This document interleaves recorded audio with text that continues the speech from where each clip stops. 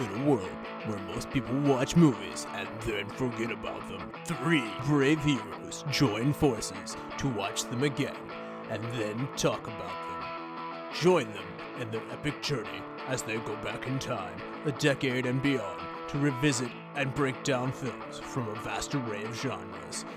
Do these movies hold up over time? Are they classics? Find out on Retro Movie Roundtable. Starring your hosts, Bryan Frye, Chad Robinson, and Russell Guest. Coming now to headphones in your ears. Welcome all you lords, ladies, and knights of the Retro Movie Roundtable. Welcome to the show where we watch movies and then talk about them. I'm your host, Russell Guest, and joining me today is your other host and my good friend, Chad Robinson, from right here in Pittsburgh, Pennsylvania. Chad, how are you doing, sir? Doing great. Just came off Steel City Con, so got to see a lot of nerdy movie-like stuff. Oh, for sure. Maybe we should do a little bonus ep on that maybe later on. Good call on that. That was a lot of fun. Also joining me today is your other host. It's a trio of hosts here. We're coming at you with a troika of movie-loving, hosting guru-ness. Bryan Frye, Spokane, Washington. How are you doing, sir? I'm doing well, man. Are you staying alive during the holiday season? Because I know in the retail world, this is a breakneck pace for you. I haven't killed anybody yet, so I guess that's a win. All right. Well, we appreciate you giving us your one free day for the show, so we'll make it count. And to make it count all the more, we have a very special guest, friend of the show, Andrew Neumann, from right out there in the sunny state of California, and from Long Beach, California, Andrew Neumann. I'm doing quite well, Russell. We've had what we consider to be horrible weather this past week. It's been raining and been in the 50s. Wow, that's unexpected for you. I know, it's our apocalypse. It's rain and overcast. So today we got a pretty wild episode. This is a special one here at the holiday season. Chad, before we get going, why don't you help us break the ice here?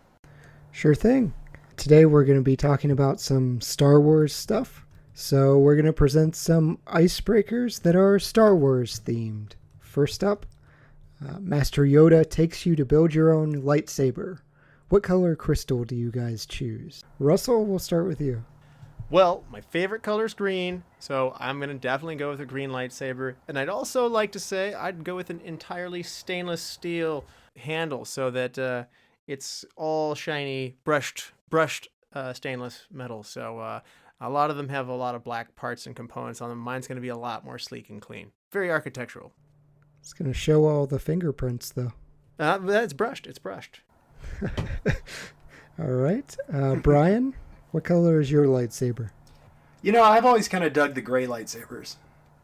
Oh, yeah. Those were a nice touch in Force Unleashed. Yep.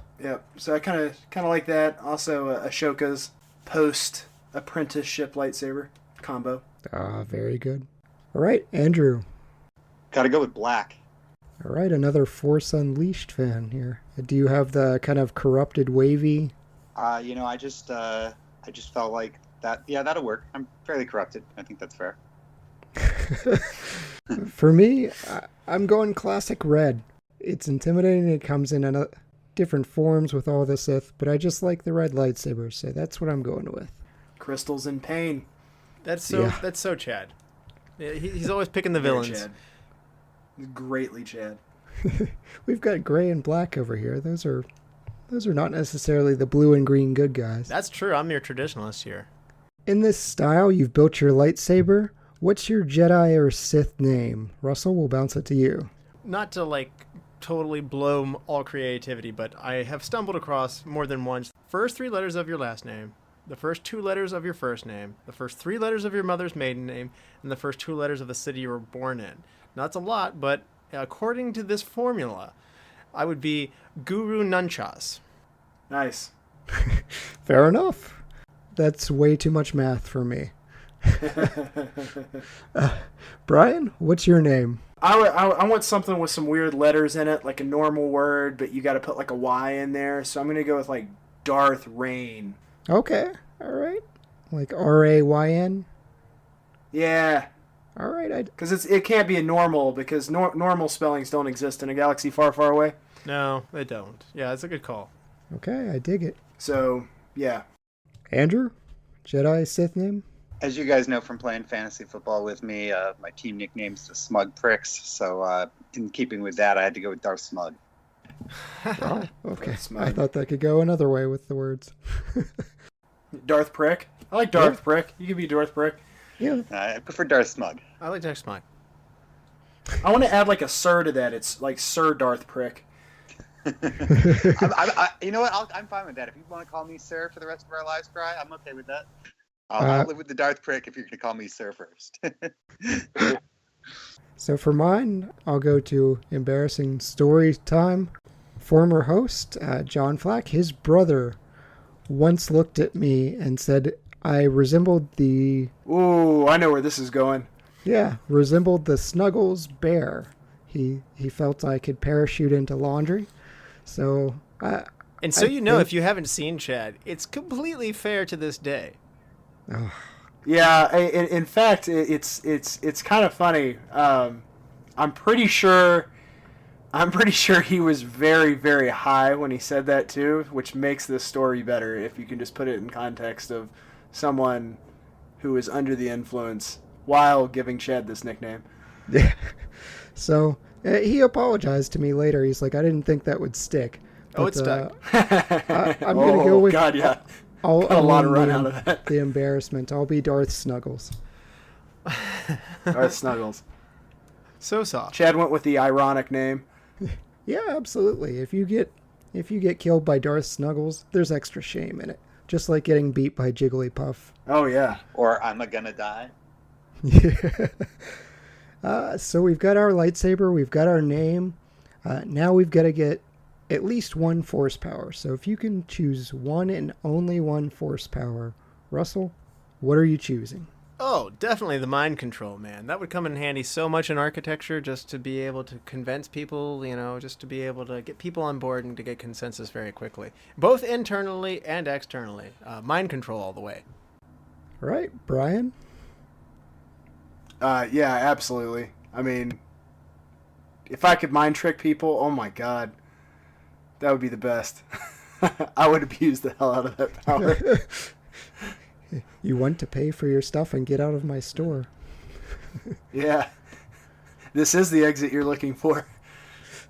All right, Andrew? Sith Lightning, because when I'm at Costco and I'm trying to get a sample and somebody comes up and steps in front of you in line to just be able to lightning zap that sample, destroy it right before their hands, that would be awesome. And yes, I realize that that's a very small, petty thing to use such extraordinary skill on, but I don't care. I hate the way people act at Costco. Hey, you could reheat their hot dogs too. I'm totally for the use of that power in that way. Yeah, I'm for minor tasering perfect. of people. Yep, that's fine. I'm going with force persuasion as well. Just go into work and say, you want to give me a raise. But the caveat is it only works on the weak-minded, so we've got to be surrounded by a lot of weak people.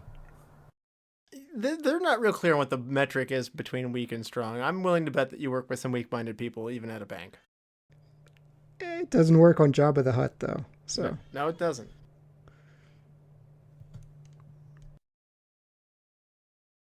With the incitement, as we are approaching the new Star Wars movie that's coming out, which is the Star Wars, The Rise of Skywalker, the saga will conclude, and we're all really excited for that. So rather than look back on the entire saga, we're going to look at our favorite characters in the Star Wars universe at this point. So some stipulations before we get going, though.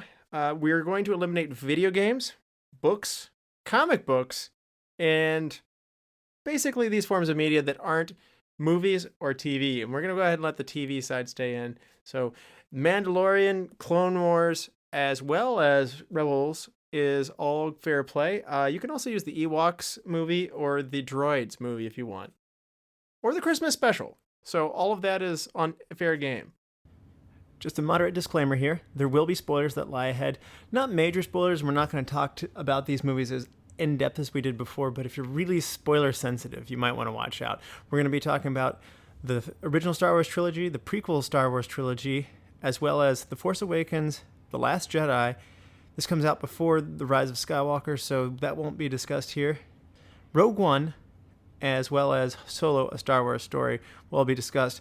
There will be references to the Clone Wars TV show and Rebels, but those weren't really discussed in any depth, and there aren't any spoilers from that. So we're going to do this, and as we like to do our countdowns, we're going to go, and if somebody else has that one already, shout it out, and we'll wait until the highest ranked person has that person will share. So why don't we establish a order? Andrew, you're our guest of honor here, so why don't you be the first person?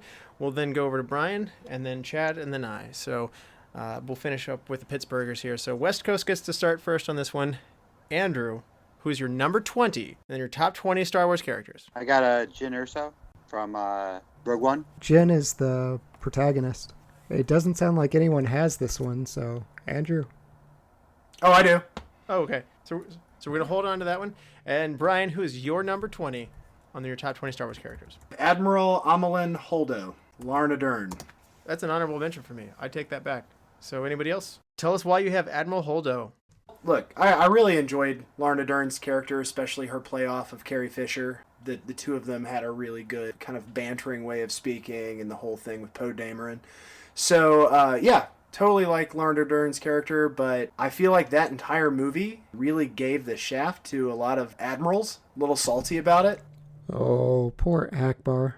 Yeah, I mean, you want to talk about an unceremonious death? That was some BS. So, anyway, his erstwhile successor, Larna Dern, also not long for the world, is my number 20. Plus, I dig the purple hair. Yeah, I do too. She's great, and I wish I could have included her. It's just so many good characters. Chad, over to you. Who is your number 20? This is probably going to get put on hold, but for me, just too new to rate, so I've got to put him at 20, the Mandalorian. Anybody else? I have him. Okay, we're going to hold off on that one. My number 20 is Kylo Ren. I got him. Andrew, who is your number 19? The Mandalorian. That one's yours. All right, I think you have him the highest. Yeah, so why don't you go first? This show thus far has been fantastic. I'm a big fan of the actor Pedro Pascal from Narcos on Netflix. If you haven't seen that, watch it. It's fantastic. He's phenomenal. The Red Viper on Game of Thrones as well. Yeah. He's just really good thus far. Despite the fact that he's wearing the mask the whole time, I'm buying what he's selling, and I'm enjoying the character. I really like the I can bring you in warm or I can bring you in cold line. And then I really appreciated the last episode when he said, hey, that's my line. Yep. And Chad, what about you? I have a feeling he's going to wind up higher by the end of it, but I just have to reserve judgment for the show. But it's been excellent so far. I've kind of liked almost the RPG-like elements of, he starts off with this low-quality armor, and he starts upgrading his armor. That was fun. His expertise and really getting to see bounty hunting is great. I love it. It's obviously Boba Fett inspired as well, so that's always a good thing. I do feel like this show has been made almost purposefully angled toward making a video game out of it. Oh, I hope so. They had a bunch of those that they kept trying to make. There was an Underworld video game, and it got canceled. It's like Spaceball said, merchandising. Thank you, Andrew, for your 19. That takes us to Bryan. Bryan, who is your number 19? My number 19 is Lando Calrissian. I have him. Okay, we'll hold off on that one. Chad, who's your 19? My number 19 is Kit Fisto. Tell us about Kit Fisto, for those of us who don't remember who he is. So he is the green Jedi with kind of the tentacles coming out of his head in the prequels. He's really heavily featured in Clone Wars cartoon. He's got big kind of bulbous black eyes. Unfortunately, he gets unceremoniously disposed by Palpatine pretty darn quickly. But he deserved a much better death than that. He's just a cool design. I like him being truly alien as a Jedi, so he was cool. Nice pick. My number 19 is going to be Kira from Solo, a Star Wars movie. Anybody else have Kira? I have that. Yep, I've got that one. I'll hold off. And that takes us to the number 18 round. Andrew, start us off here. Who's your number 18? It's a trap. Very nice. Nice. Anybody else? I also have him. Okay. That takes us to Bryan. Who is your number 18? My number 18 is Chirrut Imwe. Yeah, I have him too, but he's at 18 for me too. Brian, you went ahead and started, so tell us about Chirrut Imwe. I just think he's a fascinating character. Would love some more information on it. I feel like they may have missed out on one, piece of coolery that they could have bestowed upon him if that last sequence where he's praying through laser fire, if somehow he actually had a kyber crystal in his lance. If they had given you just a little bit of lightsaber play there, blocking some blaster bolts or something as he goes out to turn off the shield, that would have been pretty awesome. But all in all, very cool character. And I love the actor. Now, this is the blind guy from the Rogue One movie, right? Yes, this Right. is the quote. I'm the Force is with me. Nice. And Chad, you had him on there, same level. What was working for you with the character?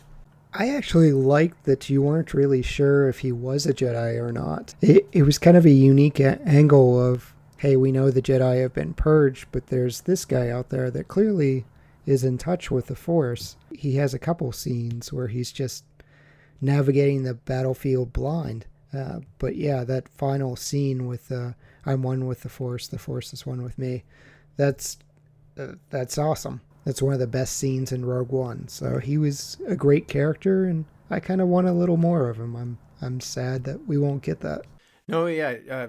If he was a compelling character in that movie, and you're right. The sad thing about Rogue One is we only get one movie out of all of those characters. So my number 18 is General Grievous. Anybody else? Nope. Okay. Oh, wow. Yeah, General Grievous is a really cool character from Revenge of the Sith, and I just think that he didn't get enough time in the movies, but if you didn't get enough of him there, he is in the Clone Wars series. He is just so You cool get with plenty his- of him there. Yeah, he 4 arms is just awesome. He can wield multiple lightsabers. I just like the look of the robotics on him. A lot of people don't like the prequels. I think I'm sitting here next to one with Chad, who's not a prequel fan, but I like Revenge of the Sith. I think it's a good movie, and I like General Grievous, and I wish we had gotten more of him. I wish we didn't have Count Dooku. Spoiler, he won't be on my list.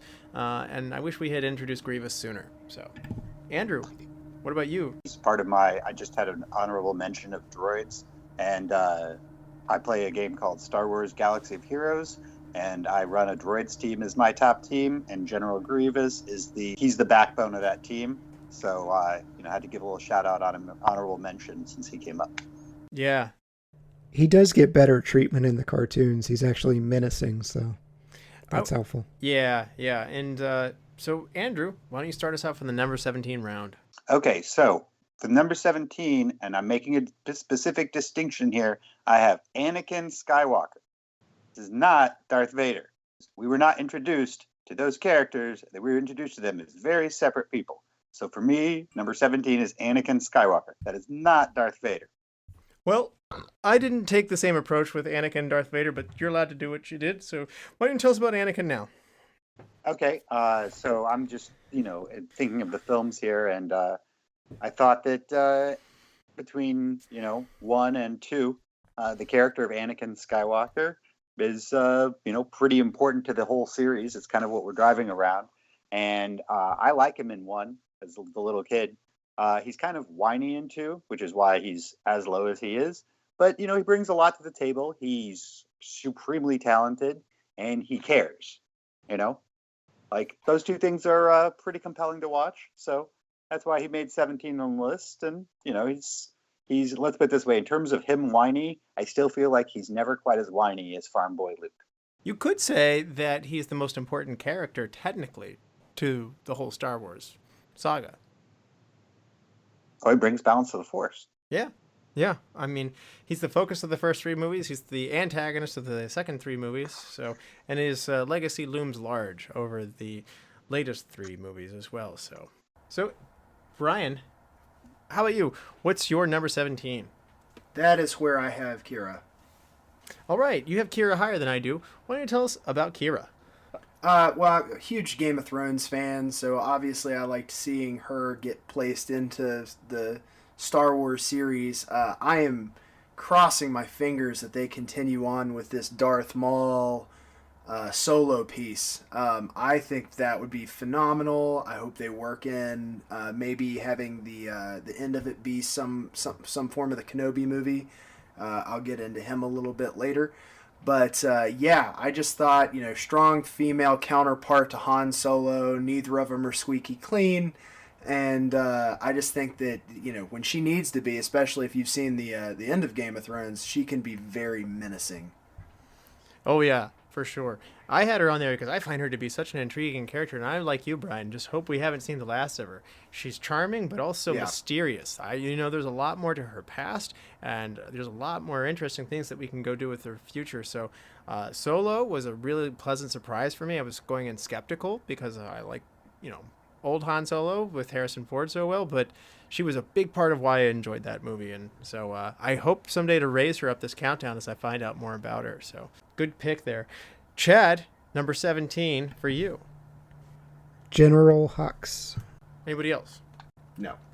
Chad, you're the only one with General Hux on here. Tell us why you like General Hux at 17. I actually think he plays really well off of Kylo Ren. I like the rivalry between the two of them. I like the fact that Hux is almost willing to talk down to Kylo Ren. You especially see it in the last movie where he's like, I think that's enough. And as Kylo's screaming more and the AT-ATs are just blasting Luke. He's great. I like someone that's willing to talk down to Kylo Ren and kind of put him in his place. I also like that contentious relationship that they have. I wish I could have had him on here because I really enjoyed Domhnall Gleeson's performance as General Hux. So definitely a good choice. I completely agree with you guys. Although Hux is not on my list, big fan of Gleeson. I like a lot of the new blood that they've brought in with these latter 3 movies, even if I have some contention points with some of the directions they've gone. He's definitely a welcome addition, and I would definitely hoist him up there as an honorable mention. I'd also like to say that I saw a really interesting fan theory about how he is possibly a resistance mole. Huh. I've never considered that, so that's a fun theory. Yeah, kind of curious where that goes, so obviously can't wait to see the next movie. More! Yeah. So that brings me to the number 17 closing part of the round. I'm going to say Poe Dameron. Anybody else with Poe Dameron? Yes. All right, we will hold off on that one as we go into the round 16. Andrew, kick us off. Who's your number 16? From the Rebels series, I have Kanan Jarrus. Now tell us who Kanan Jarrus is. He is a Jedi after Order 66, but most importantly, the reason why I like him is he is voiced by Freddie Prinze Jr., and I grew up a fan in the late 90s, early 2000s of all of the Freddie Prinze Jr. movies, like most notably She's All That. And also, having his character allows me to make one of my most favorite puns of all time, because one of the other characters in Rebels is Ezra Bridger, and so I get to make the joke that Freddie Prinze Jr. is better than Ezra, and that's good. Nice. Good wordplay. I myself am not that versed with this, so I just Googled the character and it looks cool. So tell us a little bit more for those of us who aren't followers of the TV show Rebels. So on Rebels, what we've got a team that of misfits, basically, that are flying all over the place, and they are aware that there's some Jedi out there that they're trying to help, and at the same time, they're trying to stay elusive of the Empire. And he is a Jedi, and he comes across some clearly Force-sensitive individual in Ezra Bridger, and he starts teaching him how to be a Jedi and how to control his powers through the course of the show. And he's clearly not really ready to do that, in the sense of he didn't have quite enough training as a Jedi to be ready to train somebody else, and he's kind of having to figure it out as he goes, just as much as the student is, which I think really makes him a compelling character. Yeah, he's great. All right, and Brian, number 16 on your top 20. My number 16 is Mace Kanata. Sorry, I do that every single time. Tell us about Maze. Or I say Maz. Or Maz. Like I said, I butcher. I say Katana every single time. But anyway, she is one of my favorite new characters in Star Wars realm from the most recent 3 movies. And I just think that she's another one that you'll never kind of be sorry when she gets screen time. Kind of has that. You have the same question mark on force sensitivity with her. She runs a bar in the middle of nowhere. It's just, I don't know. It's just very compelling character. One of those people that I hope there's more of. She reminds me a lot of Edna from The Incredibles. I don't really know why. Maybe it's the glasses. I think that's got to be the glasses on that one. But she's a cool character. I'm like you. I won't go all the way up to Yoda status, but she's got this wily, spunky nature to her that, and you're right. She has this wise quality to her. So I look forward to finding out more about Maz, and I hope we find out more in Rise of Skywalker. So, yes, she is also over 1,000 years old. When 1,000 years old you reach, look so good you will not. Sorry. Yeah. So Chad, who is your number 16? I'm about to set a record for hold off on this one. Han Solo. Hold off. Seriously? Yeah, instantaneous. One hold off. Okay. Seriously? You have him that low? Yes, I do. This is Chad. This is what he does. He stirs the pot. So consider your pot stirred. You're gonna have to. You're nearly. This is nearly as egregious as Russell's ranking of Infinity War. This is much worse than that. Oh man, that's. There are a lot better characters. Oh, that's much worse than that. Okay. Anyway, you're gonna be waiting a while, Chad. Yeah. You'll be waiting a long time, my friend. Okay, my number 16 character is going to be L337. Now, for those of you who don't keep track of your droids that much... Oh, okay. I will hold off. Thank you, Andrew, for catching me on that one. And you're going to kick us off on the number 15 round at this point. So tell us who you have at 15. For number 15, from The Mandalorian, we got Baby Yoda. Oh, right. Very nice. It's taking the internet by I was storm wondering at if he the was time going of to this. creep up. Yeah. Tell us about Baby Yoda, or what you like about Baby Yoda thus far. So first off, let's just be honest. It's adorable. It is. This is just super cute. But secondly, I like that when the battle with whatever that giant animal was, that Baby Yoda saved the Mandalorian's life. And, also it seems kind of cute the way he keeps getting into trouble and keeps, grabbing stuff, messing with stuff. And the Mandalorian's always like, put that down. Stop that. Stop that. Stop that. So I think they've got a lot of charisma going on with the character. And I think it just leads to a potentially long-running series and growth for watching Baby Yoda become an adult. So super excited. Now, who do you think is cuter, Baby Groot or Baby Yoda? You know what? I think that based on the music, you got to go with Baby Groot. Okay. Oh, I love Baby Yoda.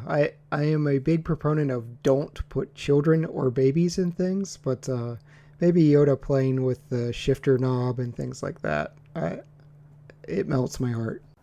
Yeah, I admit to, I'm the same way. I'm not a huge fan of putting children and stuff like that into these shows, but literally, like, I did one of those, like, soccer run and slides around the house when they first introduced him at the end of episode 1. I was like, it's a bleeping Baby Yoda!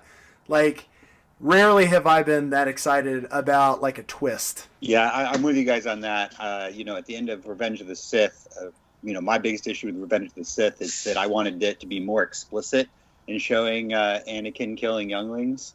So Agreed. I wouldn't be the type of person who normally, but Baby Yoda is adorable. All right, cute points there. So, Brian, who's your number 15? My number 15 is Cassian Andor. Tell us about Cassian Andor. Where would we know them from?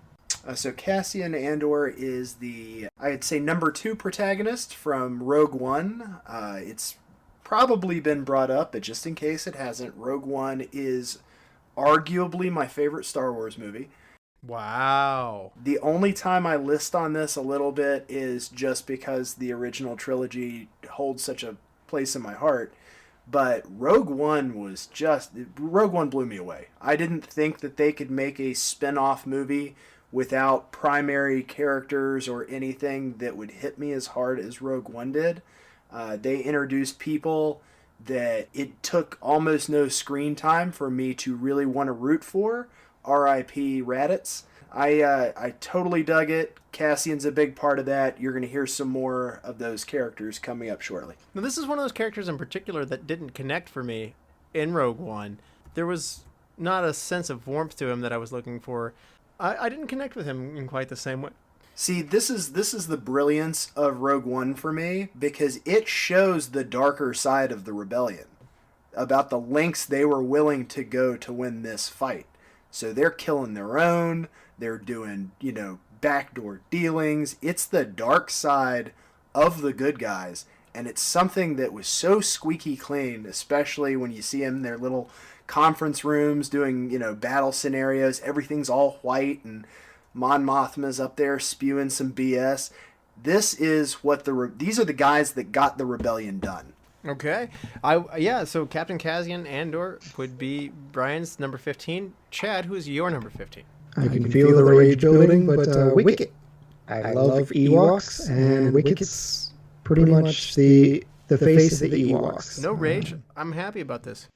Shame. Darth Shame. Snuggles, leader of the Ewoks. Shame. Yeah, exactly. Darth Snuggles, leader of the Ewoks. Okay, Andrew, tell us why you're not happy about Wicket making his number 15. There's just so many actually good characters, and between all of the different Star Wars things, that to pick an Ewok is just like, I feel like spitting on the multitude of awesomeness that exists. This isn't just an Ewok. This is Warwick Davis. He's like, I am not swayed. I could have picked Chief Chirpa and Lebo and Poplu and. I was a huge fan of the Ewoks cartoon back in the day. Yeah, I do love the Ewoks still. So I'm gonna take Chad's side on this one. I think, Brian, I'm detecting that you're taking Andrew's side. No, I don't have any Ewoks on my list. They've never bothered me. They're not like in the Jar Jar Binks C-3PO category for me. God no. So I can leave it or I can take it. Either way, like I said, I was a big fan of the Ewoks cartoon. Way back in the day. Yeah, I mean, it's fine. It's just not on my list. Don't get me wrong here. It's not that like I hate the Ewoks. When we get together and watch football games sometime, somebody brings gummy bears that are soaked in vodka, and I refer to them as murder bears, which is, a nickname for the Ewoks, because, so like I've got respect for the Yeah. I just don't think that any one character is good enough to be on this list. Okay, I thought for a minute there you were in the anti-Ewok clan, which there is a clan out there that feels that way. Yeah, I don't hate them. I think that clearly that's the worst movie of all of the Star Wars movies. Oh, boo this man. Boo. You're awarded 0 points, and may God have mercy on your soul. You're on an island there, Andrew. What? I mean, which one's worse? Attack of the Clones. Jedi? Attack of the Clones for sure. Phantom Menace. Oh, Attack of the Clones is I would rather watch Attack of the Clones than Return of the Jedi every day of the week and twice on Sunday. I heard. Oh, this is a bad opinion. I heard. That's all right. I would say that with the exception of the lightsaber battle sequence at the end, Phantom Menace would be the worst. Is probably the second. Is probably right there. But yeah, that's like there's so. Oh my, yeah. I would definitely much rather watch almost every other Star Wars movie than. Wow, that was the hottest take that we're gonna get all day. I don't know, Chad having Han Solo at 16 or Return of the Jedi not being the worst movie of all Star Wars movies. So we're gonna find out who the hottest take is. You might need to text us on Facebook, listeners, and tell us what is the hotter take. I could see like a listener like burning down all of Long Beach just to find Andrew. I think so. Like just to make sure. After that take. And I will be like, let's sit down and watch it. They don't know where you live, so they're just going to kill everybody. Come on, man. We're Long Beach. Like, bring it. He's going to go. He's going to walk out his front door, and George Lucas is going to be waiting for him. He's just going to give him a swift kick to the groin.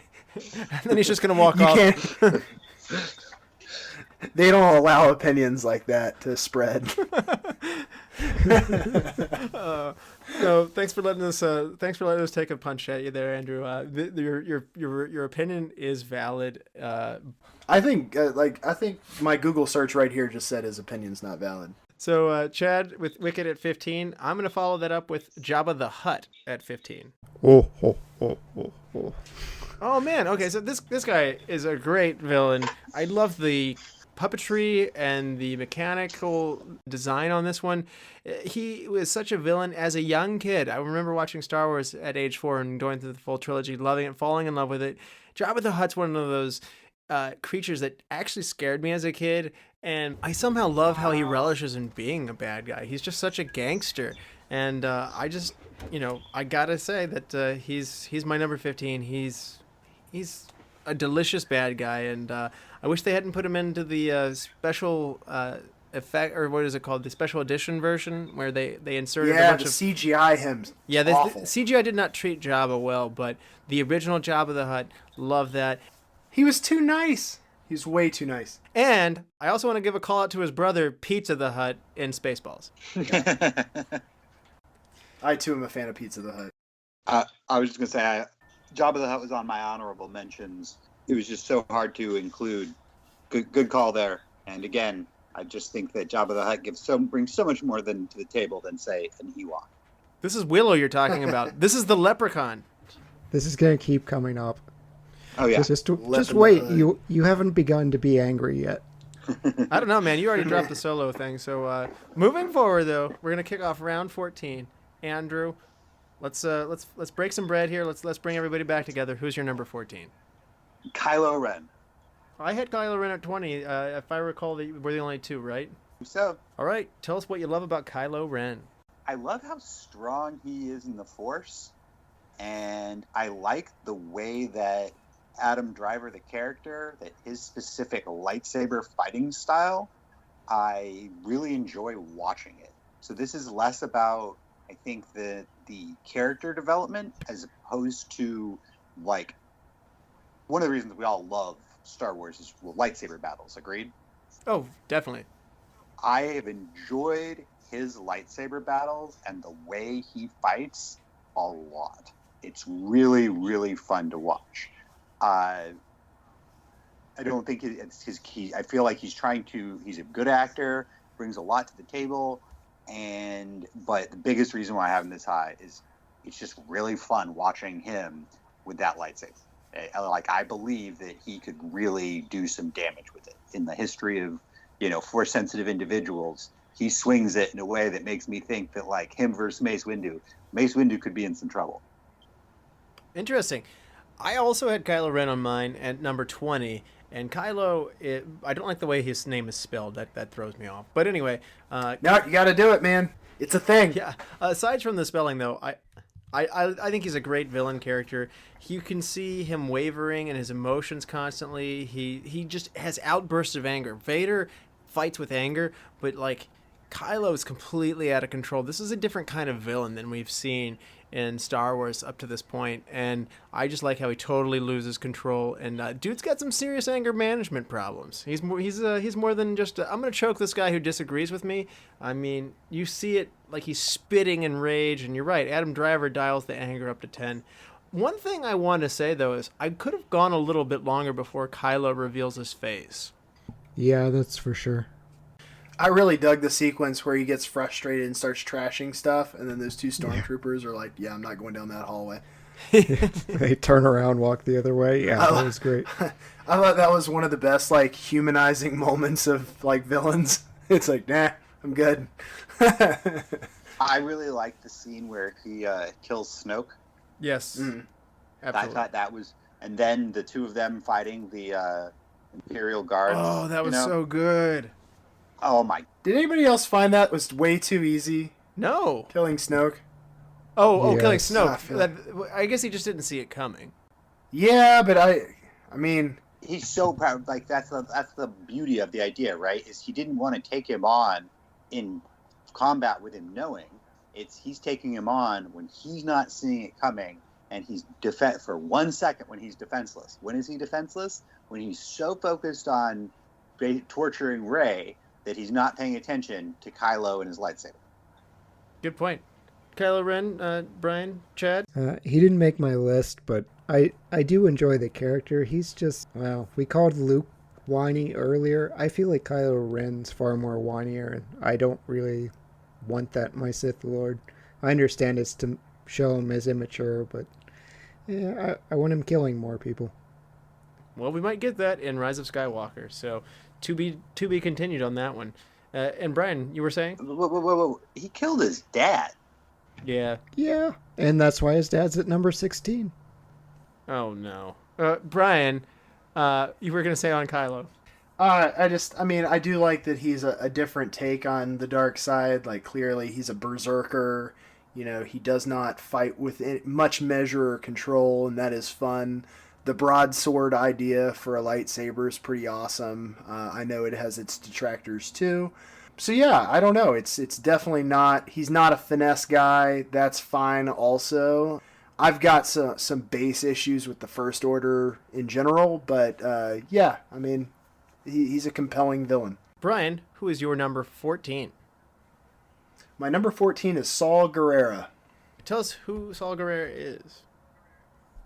Well, Saul Guerrero is I don't want to call it defunct, but underground leader of a faction of the rebellion who had a rift with other rebellion leaders, and he is, at the time he's introduced, he is the rebel extremist leader on, is it Jakarta?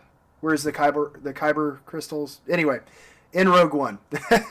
He is the Forrest Whitaker's character, right? Yep. Yes, Forrest Whitaker's. Again, I like this darker face to the rebellion. He is basically a terrorist, but just against the Empire. So he's a compelling character. I understand that he is in Star Wars Rebels, so I look forward to seeing him in that. And he is also supposed to have a part in Jedi Fallen Order, the video game, and I look forward to getting my hands on that. Fingers crossed, Christmas present. Wasn't going to spoil that part, but he was actually pulled from Rebels. So he was in Rebels first. He's the first character to come from animation onto the big screen. So I thought that was pretty cool. Again, haven't seen Rebels yet. It's just my research into him. I saw that they had the cartoon version. Great choice, and that brings us to you, Chad, at number 14. Princess Leia. Got her. Oh, no, the rage continues. You're a hot take machine, Chad Robinson. Okay, well... I take it that's a hold off on this one? You're going to need to wait on that. Yeah, you're going to need to wait on that. Okay, that's all right. My number 14, and I did things a little differently, so I can wait. I averaged the difference between Anakin Skywalker and Darth Vader. So Andrew took the liberty to separate them. I'm going to allow that. That's cool. But I put them together because to me, they're the same character. They're the same person. And Darth Vader's a great villain, but Anakin Skywalker is a frustrating, tragic character at the same time. Nothing's more frustrating to me. Probably my number one most frustrating moment in the entire Star Wars world, not in terms of direction decisions about like who Jar Jar Binks is, but my story-wise, my most frustrating moment is when the Emperor is in checkmate mode and like Mace Windu's about to like, end it. And, Anakin basically disrupts it and the whole thing's ruined. And so much trouble could have been saved had Anakin not just, given it at that moment in time. So, one of my most frustrating scenes in all of Star Wars. And, so Anakin and, particularly some of the bad dialogue in Clone Wars and stuff like that, Hayden Christensen is going to lower it down and taint a little bit of the great James Earl Jones voiced character that as Darth Vader, who's one of the greatest villains. So it's an up and down for me. So it landed at 14 for me. Yeah, hold off on Darth Vader at number 14. That's definitely going to hold off there. Sure. And let's start the number 13 round. Andrew. Ray. I'm going to have you hold off on that, but great choice. Why don't you go next, Brian, at number 13? Number 13 for me is Wedge Antilles. Oh, wow, that's high. I like Wedge a lot, but tell us why you have Wedge at number 13. It's a good choice. I know this was kind of one of those, thank God he was actually in the movies, because if I had to omit this guy on from the books basis, I would have been really upset. Leader of Rogue Squadron and just all around top fighter ace. One of my favorite characters growing up also. Definitely not enough screen time for him. And I've kind of harbored a hope that at some point they'll do something Mandalorian-esque with Rogue Squadron. Oh, nice. So you want to see the Porkins story? I honestly, Biggs Darklighter, Porkins. If you go into the future a little bit, Snap Wexley, Wes Jansen. Yeah, I love these pilots, and they never get any screen time, and it kills me. Yeah, I'd love to get some Corran Horn. That would be really interesting. You guys are going to hear a lot of auxiliary characters on my list, and this is no disrespect to the primaries, but they get their time. A lot of my favoritism toward ancillary characters comes from the fact that I feel like they could do so much more with them if they had the shot. No, and that's fine. That's why this is fun to have a wide variety of responses here. So, I just wanted to give a mention, one of my honorable mentions in spirit of Wedge Antilles. We got Biggs Darklighter as an honorable mention because of all Star Wars. I think that's probably the best porn star name. Yeah. All right. Yep. And so, Chad, who is your number 13? Chewbacca. Boo! Hold off. Boo! You've made him upset. Yeah, you definitely have to wait on that one. You don't want to make him upset. He'll rip your arm off. Hold on. Aren't you supposed to be the one who wants to snuggle? Wouldn't you? You know, what does he say in the Solo movie? You've never had a better sleep in less than the arms of a Wookiee? There you go. I refuse to see the Solo movie, so I have no idea. I have no idea. Don't worry. I'm gonna cut that. Don't worry. I'm gonna protect him. No, you keep it there. I will say it again. Do not see the Solo movie. It doesn't exist. Oh, good. No, don't care. Don't care. Oh, Don't so need this it. That is an insane opinion. Andrew, That's an insane opinion. Andrew is right about that. That is I'm right about it. I'm right about everything. Rob. it's worse than the Jedi comment, man. Oh. Just to completely blank it out completely, like no. Whew. He's on fire over here with these hot takes. All right. So, Yeah. my number 13 is going to be C-3PO. Hold up on that. Okay. And that's going to kick us into the number 12 round. Andrew, why don't you kick us off? L337. All right. I had L337 at 16, but you've got her higher. Why don't you tell us about her? Okay, so she is Lando's droid, right-hand man, but she's a female droid, and she is voiced by Brienne of Tarth from Game of Thrones, always after freedom for droids and trying to get droids to think for themselves. And I just think her character, she has just these great moments of wit in how she plays it. Honestly, her character is just fantastic. The little jokes about the relationship between her and Lando are just comic timing perfect. I so agree. This is a wonderful droid character who brought humor in. A lot of the droids are on the cute side. This was not as cute, but this is just a really funny droid. And am I wrong in saying Phoebe Waller-Bridge is the voice of this character? Well, that's Phasma. Yeah. Game of Thrones person is Phasma. Phoebe Waller-Bridge is L337. Brianna Tarth is just Captain Phasma in the newer 2 movies. What do I know the lady who plays L3 then? Fleabag is where you would know her best from. It's a TV show on. It's a British comedy drama series, and then Killing Eve as well. She's a very funny, good witty, charismatic star. She came on Saturday Night Live recently, and I loved her. I am not a fan of that name though. Like Leet speak for a droid. Come on, L337. You haven't seen the movie, so you don't know. Yeah, you don't get it. You don't get an opinion. I do. That's a dumb name. It's a dumb name. She's a lot of fun. She's a lot of fun. Brian, do you want to break this tie here? Is L337 a good character? Yeah. I'd say that if I were gonna put together a list like this with just droids, she'd make my probably top 5. Oh, I have no opinion on the character. I'm just saying it's a dumb name. It's Leet speak. I don't understand what you mean.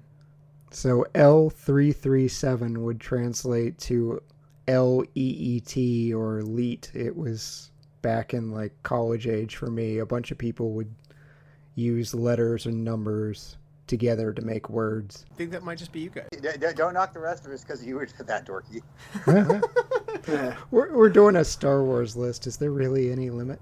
There's always Yes. Yeah. All right. Well, that's what that is. As we move on the 12 round, number 12 for you, Brian. This is where I have Jen Erso of Rogue One. Wow, that's a lot higher than Andrew had. I take it this is the top ranking, right? No, again, I'm super big fan of Rogue One. I'm not going to repeat all my reasons for it. She has expressed interest in reprising her character. Obviously, it would be a prequel movie if she did. I'm totally for it. Maybe find out why she was or how she was in that prisoner transport that they sprung her from. I'd also love to see her maybe get tied in with Solo because, those two things can exist in the same neighborhood. I would be okay with that. So would I. She was the most interesting character to me in Solo. Obviously, she was the protagonist, so that helps a lot. But she was the only one that I felt like I was starting to get a really good feel for who she is, what motivates her. And so, like you guys were saying in Rogue One, unfortunately, it was a fleeting movie and we didn't get a good feel for a lot of these characters. She was the one that I did get a feel for, and obviously she's a strong female character, and I liked her. I've told this to, I think, Andrew before, but I think the reason I like Rogue One so much is I have never seen a fantasy movie that toes the line between hope and despair better than Rogue One.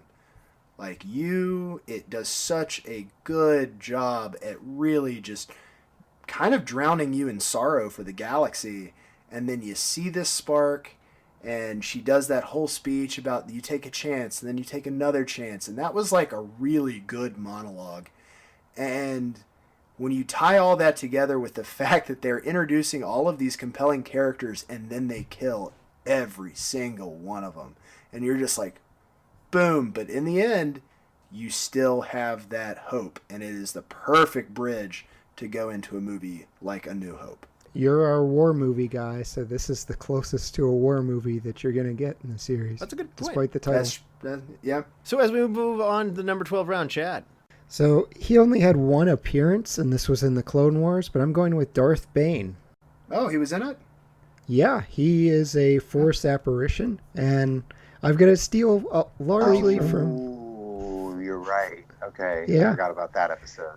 So I can sneak him in because he's awesome, and he deserves a really high spot. This is the guy that created the rule of two. Yoda even acknowledges it in the Clone Wars. He survived the Sith Purge. He creates the Order of Sith that we recognize today. So this guy is just awesome. I'm glad he was brought back into canon. I'm really hoping that they'll be able to squeeze him in some more. Maybe even get a really dark movie with Darth Bane showing those trials of surviving the Sith Purge and even him turning the Sith on each other. Just wanted to say that had I realized that I could have popped Darth Bane in here, we would have been waiting a good long while because he would have made my top 5. If you have not read the books involving Darth Bane as a Star Wars fan, I highly recommend it. The first book particularly is one of the best pieces of Star Wars books ever. It is probably the best standalone Star Wars book I've ever read. Okay. Absolutely. And as we move forward, my number 12, I think I'm going to be waiting on this one, is Luke Skywalker. Crickets. Am I the one that has Luke Skywalker the highest? I think you're the one that has him, period. I think you're the only one that has Luke Skywalker. Russell, at the top of my list, I have Luke Skywalker's Ted Mosby. I like Ted Mosby as well, so I'm like Luke Skywalker. Well, I'll be happy to talk about Luke Skywalker. Ted Mosby is the worst character in How I Met Your Mother, and Luke Skywalker is he's not the worst character because obviously Jar Jar Binks is horrible. But in terms of being like good compared to being really awesome, no. Like the first movie, he's way too whiny. Well, I like Luke Skywalker. I think that he is, growing up, he was one of my favorites, and he has diminished as I've gotten older, and I do see the flaws in his character. He does certainly quit easy. He gets down easy, and it always takes, whether it be Leia or Yoda or Obi-Wan, somebody always has to pick him up and keep him going, or more recently, Rey even. So there's definitely a easy to quit attitude in Luke that I could see why you guys all omitted him from your list. But on the other hand, I mean, he's just so central to the story that you got to have him on here. And I really like how in Return of the Jedi in particular, he refused to fight his father and turned that lightsaber off. And in essence, turned the fate of what was to come. So big moment there. I loved it. And like I said, I think Luke's character is at his best in the Return of the Jedi. Russ, how did you like him kissing his sister, though? Yeah. Come on, man. Yeah, kind of rethinking a little bit on that ranking now, huh? In that light. They didn't know, I guess. I don't know. It was definitely a Marty. It spans the galaxy. You cannot have a problem with Luke kissing Leia and then be on board with what happened in the last season of Game of Thrones. You guys are all from West Virginia. Boo. Not legal there. All right. Number 11 round. We got to pick it up here. Andrew, who is your number 11? Obi-Wan Kenobi. Are you going to wait on that one? So that's a great choice. Yeah. Waity McWaiterson. Yeah. And Brian, your number 11. My number 11 is Han Solo. You're still gonna wait on that I'm one. gonna wait. Yeah, that's two instances on Wow. that one. So, Chad, who is your number 11? Grand Moff Tarkin. Really? Anybody You're else? actually going to have to wait on that. Okay, we're gonna wait on that one. That's a surprise wait. And my Surprise. my number 11 is BB-8. Okay, BB-8 is just adorable. I love him. He brings back all the joy that R2-D2 brought me, and I'm so glad that he's in these new movies. Just the spherical design with the head that rotates around. It's really cute. It's so personable, and there's a gap from where R2 would have been there in those other movies that I feel like BB-8 is just, these new movies just wouldn't be the same without him. So love BB-8. Yeah, I'll back you. I mean, he's an honorable mention for me. I admit that Star Wars has done a very good job at making kind of cute things happen and make them legit. Like his little thumbs up torch was awesome. Yeah. Like stuff like that. So I eat that stuff up. And so, yeah, I mean, honorable mention. He would definitely be a top 5 droid. Probably just barely missed my list. Nice. And we enter the top 10. Andrew, you want to kick us off on the top 10? Emperor Palpatine. Hold off on that one. Okay, wow. Emperor Palpatine going to the dark side. And I knew Chad was going to say that. So, and moving forward, who's your number 10, Ryan? This is where I have Will Huff Tarkin. Tell us who Will Huff Tarkin is and where we know them from. So, he is the Grand Moff in Star Wars A New Hope, the destroyer of Leia's home, quote-unquote, home planet of Alderaan. And I think he is probably the best sinister Empire leader, and just in terms of his demeanor. And he's the only guy that can really boss Vader around, and Vader just does it. He's like, yep, listening to you. Good point. Yeah, the Hux Kylo dynamic does not apply to them for sure. You're right. Yeah, that's the same impression I get. Vader treats him as an equal, and he treats no one else like his equal. Peter Cushing just does a marvelous job of being menacing, and it's funny because you listen to the documentaries. He was doing this in fuzzy slippers because his feet hurt. But I did not know that. That's amazing. Yeah, Peter Cushing, all the credit. Yeah. So, Chad, number 10 for you. It's going to be a little generic, but I have to. They're the face of the Empire, the Stormtrooper. Oh, allow it. That's fine. Yeah, you love your Stormtroopers. In fact, I'm surprised if you were putting them on here that you don't have them higher. It was just hard to... I had to put them in the top 10, so here they are at 10. For those of you who don't know, Chad's littered his Facebook with Stormtrooper images doing funny things for years. When I worked at Circuit City, I changed all their photos to that for the digital frames. But yeah, they're the face of the Empire. I love the new look for the First Order Stormtroopers as well. The classics, just classic for me. I didn't care much for the clone trooper types, but yeah. So do you have a T-shirt of the Stormtroopers that says "Support our troops"? I don't have that one, but I've got Stormtroopers doing disco, selling Christmas trees, sledding, playing ping pong. I've got one of where they're at the pool and one's pushing another one in. You got that one? Yes, I do. So if you can't tell, Chad loves his Stormtroopers. Oh yeah, I have 11 on my desk. So Han Solo at one point put a Stormtrooper helmet on, and so did Luke Skywalker. So in a way, Luke Skywalker and Han Solo are really number 10 on your countdown is what you're saying, Chad. Whatever you've got to do to not write me angry letters. Sure. I have to mentally unpack this somehow in a way that I can process. So that's how I'm going to do it. So you heard it here first. Luke Skywalker, Han Solo at 10 for Chad. I just assumed that was Finn. Another good one. So as we move forward, my number 10 is Mace Windu. Mace Windu is a very intriguing character. They mention as wise as Master Yoda or as powerful as Qui-Gon, as powerful as Mace Windu. And we see that Mace Windu actually is a really amazing Jedi because he's able to keep the Emperor in check. And like I said, I already mentioned the scene earlier. It was a frustrating scene for me, but it really showed me how powerful Mace Windu was. Love the purple lightsaber, and I'm just biased towards the actor. I love Sam Jackson. So all of these things come together. He made a great Jedi. I really wish we could have had some more time with him. So particularly in the second movie. Mace Windu, really cool guy. Palpatine let him win. He foresaw what was going to happen. He let him win. Yeah, I'm with you on this. As much as I love Samuel L. Jackson, he's come up in a lot of some other movies that we've already talked about on this podcast, but his whole decision-making process regarding Anakin Skywalker, he's playing checkers and Palpatine's playing chess. Yep, it's his fault. I don't view it that way, but that's okay. That's an interesting theory, though. I had not actually heard that one. So, number 9 for you, Andrew. Is Darth Maul. You're going to wait on that Hold one? off. Yep, hold off. Yeah, wait.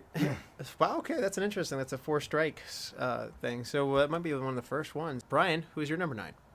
My number 9, I put Snap Wexley in here, but this is what I discussed earlier. This is my hats off nod to all the unnamed or lesser known pilots in the galaxy that fought for the Resistance or the Rebels. Even the clones, man. I mean, they just get, generically voiced, but love the fighter pilots. So I put Snap Wexley in because he's Greg Grunberg is a longtime J.J. Abrams favorite.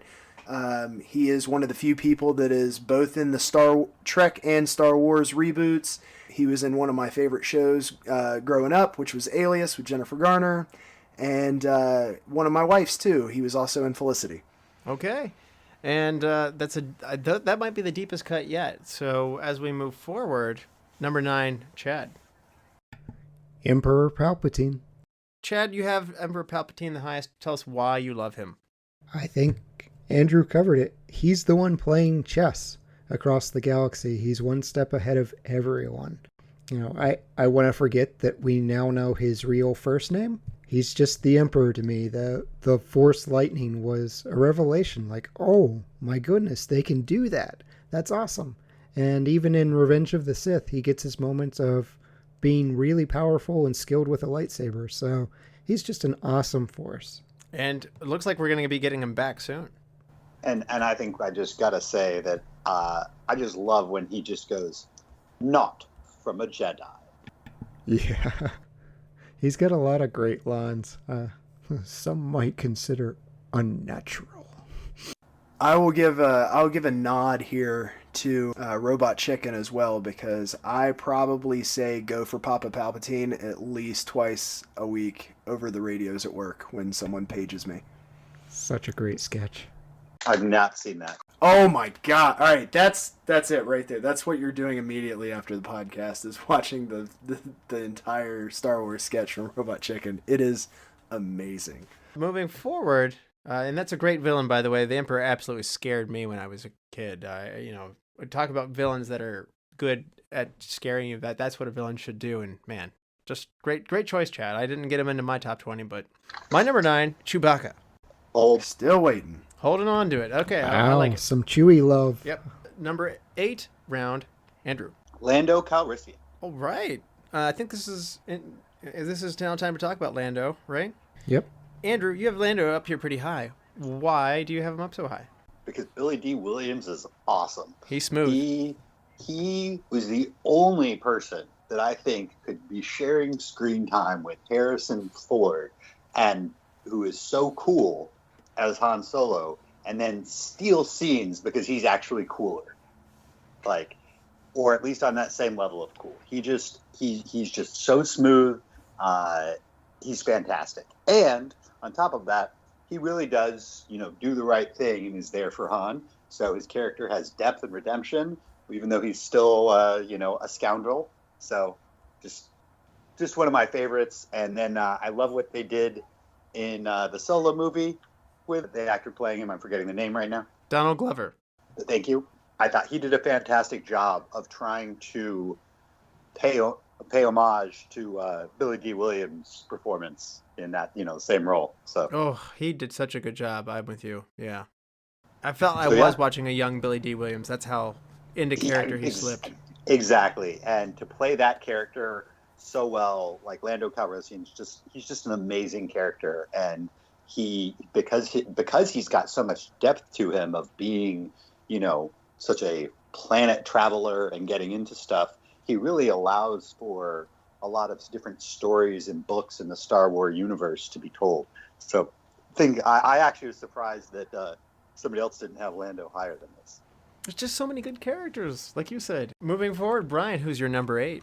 My number 8 is Ashoka. Tell us who Ashoka is and where we would know them from. So I got to put this one in because she is in Star Wars Clone Wars. She also is in a series of books, and I understand that she is also in Star Wars Rebels. I dearly hope they fit her into a movie one day, live action style. I think she's a very compelling character. She was Anakin Skywalker's apprentice, and later on, without an order to actually claim her, she is actually considered by most to be a gray Jedi. So one of the ones that toe the line between the light and the dark, and just an all-around fun character. Great choice. Yeah. I'd like to know more about that one myself.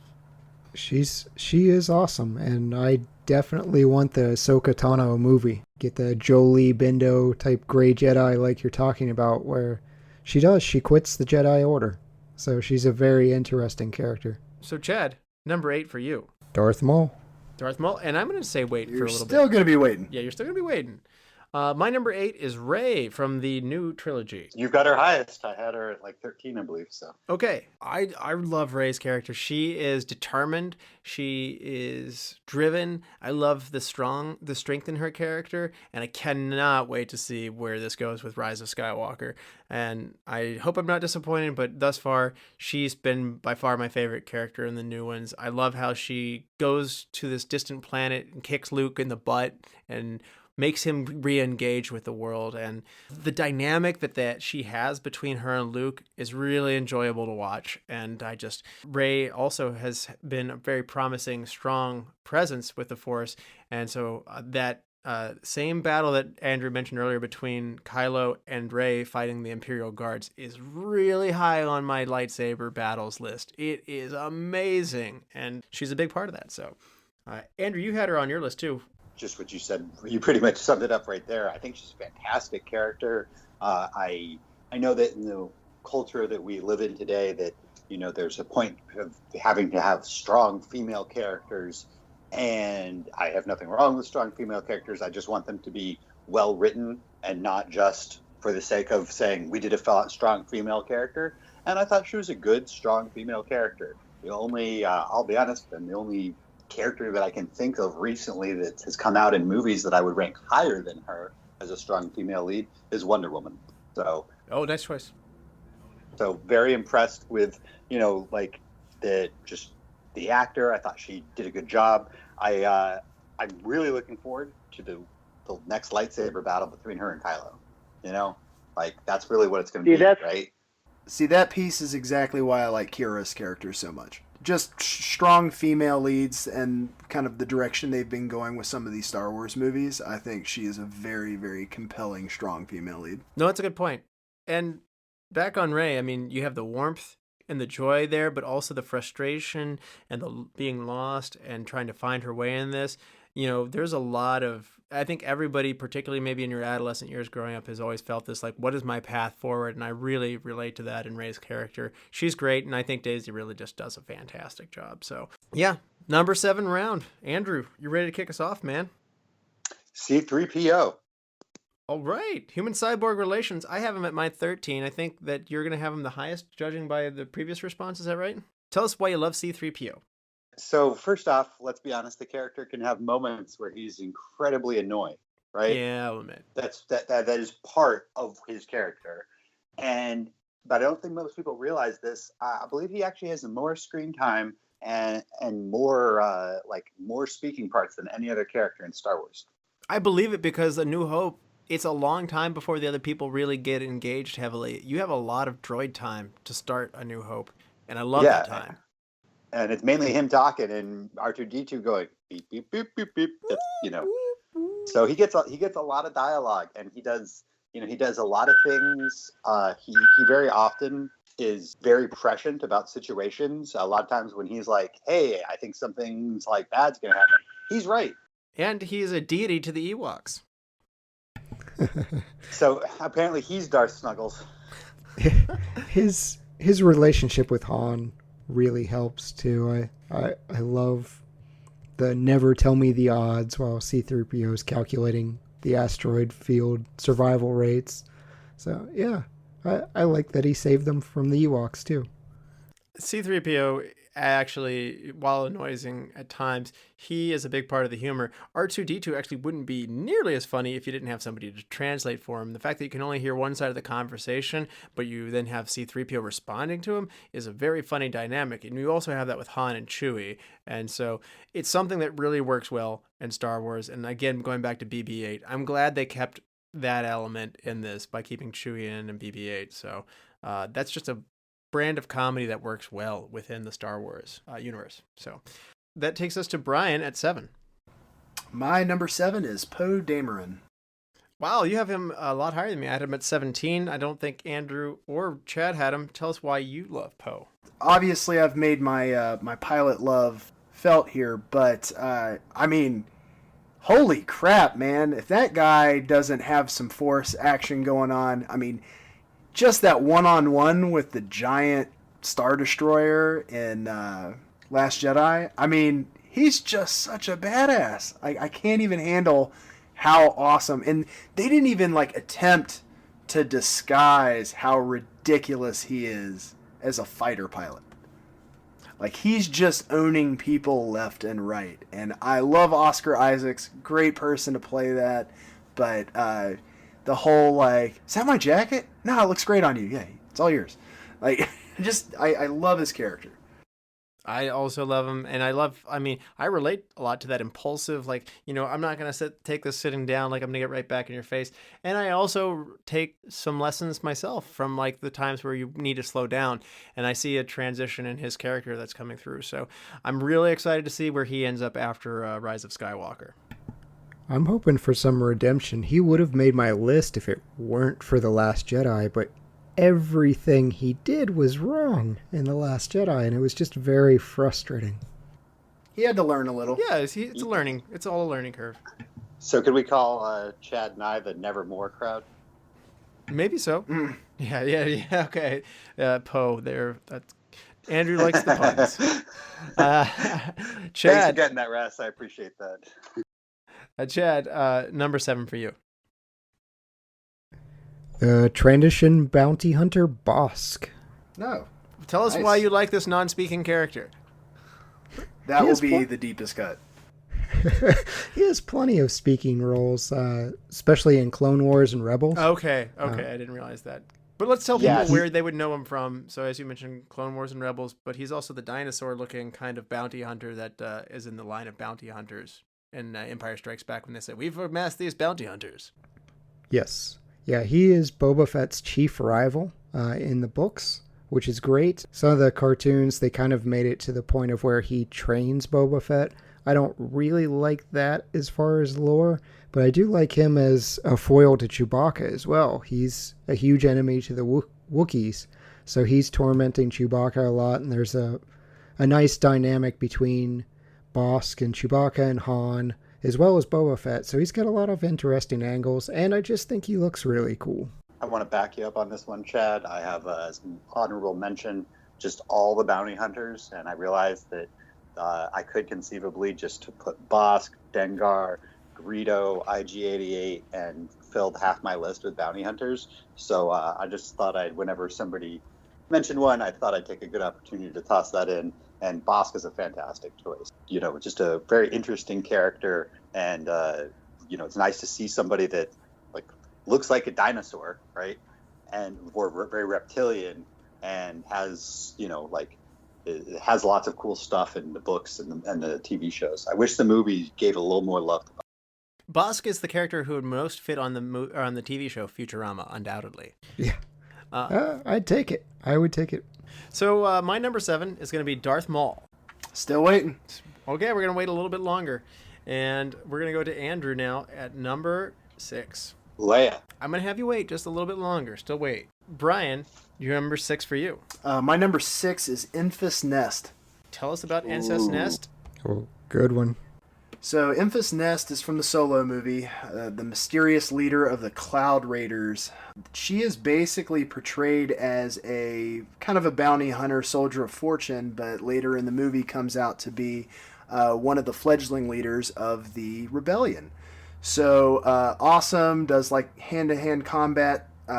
She's basically a badass all the way around, and one of those people that you're rooting against through most of the movie until you realized you're not. No, that was the reveal on who the character is was quite a surprise in the movie as well. Okay. Yeah, it was fantastic. I'm Yep. totally with Yeah, you. super big fan of Enfys Nest. Enfys Nest is a fantastic character and so much fun to watch. The thing where she jumps and slams her thing and it just sends everybody scattering. The like staff that hammer maneuver. thing. Yeah. Yeah, like that maneuver is awesome. Chad, you're missing out, man. You got to see this movie. Not gonna happen. Oh, have you? So wait, you're criticizing Solo and you've literally never seen it? Correct. What? The only thing I criticized on Solo, well, I'm not gonna see it because I don't need this in my life. But the name was dumb for the droid. Okay, so we're gonna have to go Clockwork Orange style, I think. On Oh that. yeah. Yeah, I think so. So, like, I don't think you would hate this movie nearly as much as you think you do, Chad. Yeah, I agree. I promise you there'll be other movies that'll be below it in your rankings. You know how I'm gonna blank on his name now because I'm trying to bring it up, but the guy who played the Doctor for the new run of Star Trek, is it Carl Urban? Yes. Okay, so he nails Dr. McCoy so well in the exact same way the young Lando Calrissian does. Like, you're really cheating yourself from seeing some phenomenal acting work by not checking this movie out. so much better than Return of the Jedi. Oh, you're wrong. I man. don't That's know. my favorite. I'm not there. Yeah. I'm not there. Eh. I'm not there. I love Donald Glover though. He's great. So I'm happy for him. Let's go move forward though. Chad, who's your number 6? K2SO. K2SO. Who is K2SO and where would we know them from? Sorry. You're actually going to wait on that one. Oh, K2SO. That's awesome. I'm glad to hear that. Okay. Okay. And I'm not surprised now that I know Brian's. I'm getting a vibe for the things that Brian likes and where the sources are from. So that I guess I'm not surprised. My number 6 is going to be Qui-Gon Jinn. Okay. You and your Jedi scum. I love the Jedi, and so Chad's bringing you all these Sith to the table, and I've got to give some Jedi representation. I'm so sad that Qui-Gon Jinn is out after the first movie because he is so good. There's a calmness and a wisdom to him. I loved Liam Neeson. He's a tough dude, but he's also got that warmth to him, especially as he's dealing with young Anakin. So I really enjoyed Liam Neeson in this role. He looked every part of the Jedi, and it's just too bad we didn't get more of him. He is also widely regarded as a Grey Jedi. Based on Yeah. his friction with the Jedi Council, he is commonly thought to be a Grey Jedi. I liked his ability to go against the grain as well. I related to his character to what you're saying of just like, well, they told me not to, so I'm going to do it. I wish we had gotten to maybe see a little more of his lightsaber skill because, quite frankly, we don't really see anything in that movie that makes it clear that he's actually that much of a badass. Not top 5 here. Here we go. Andrew, R2-D2. I'm going to have you wait. Well, you know what? This is my number 5 as well. Okay, then you have to, let's follow the order. It's fine. Brian, how about you? Number 5. This is where I have Darth Maul. Tell us about Darth Maul. You have him the highest. So I feel that Darth Maul is probably the most underrated Sith I've come across. When you consider the pedigree of the 2 Jedi it took to bring him down, and the fact that they didn't even get the job really done, I don't think any single Jedi at that time would have stood up to him in single combat. I agree with that. And if you're wanting more Darth Maul, go into Clone Wars. Oh yeah, the Witches of Dathomir. Hey, I've got Darth Maul apparently, the lowest of the 4, but still I think I had him fairly, pretty high. So obviously not knocking the guy, but I gotta take some issue with that. I feel like that Yoda's whirling dervish spinny thing that he does against Count Dooku would be a really fun match to watch against Darth Maul, and I am not I'm not conceding that victory for Darth Maul in one-on-one combat. I would like to see that battle. Okay. But Chad, you had Darth Maul I up would pretty too. high as well. I'd Where watch did you it. have him? I had him at 8, and the best thing out of Episode 1, other than Duel of the Fates, which I love that from John Williams, was Darth Maul. We all walked away thinking, "Oh my goodness, the staff lightsaber, that was awesome."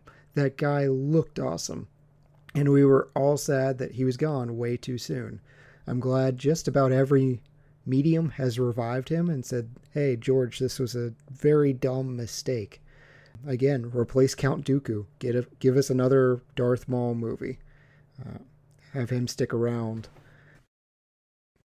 I'll sign me up for that plan as well. I love Darth Maul. I think that he is a really great character. Ray Park's ability to move around is amazing. He just looks great. The makeup artist did an amazing job on his face. He's scary. He's imposing. He doesn't talk much, but he doesn't have to. And I like you guys, I wanted more of him. You know, it's just he's a really great villain. And my favorite lightsaber battle is actually the Duel of the Fates playing in the background while Qui-Gon and Obi-Wan fight Darth Maul. That's my favorite lightsaber battle.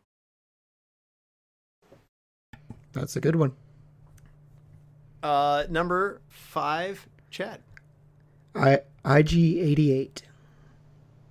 Again, I've got to applaud this one. Like Another deep cut. All right, man. Remind people who IG-88 is first, and then tell us why you love him. So we're going back to the bounty hunters from Empire Strikes Back. Honestly, he's the droid. He's one of 2 droids, but he's the one with the kind of cone head. And he's got a lot of cool weapons in his arsenal. He's got flamethrowers. He's got this plasma gun. Honestly, a lot of this is influenced by how frustrating he was in the Shadows of the Empire game in the Ord Mantell junkyard. But I love the iterations of IG-88. You actually see a version of him in The Mandalorian, but he's great as an assassin droid.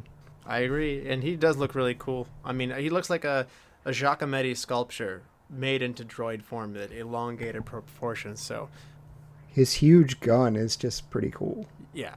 So number 5 for me is R2D2. Andrew, you said him first at number 5. Why don't you tell us why you love R2D2?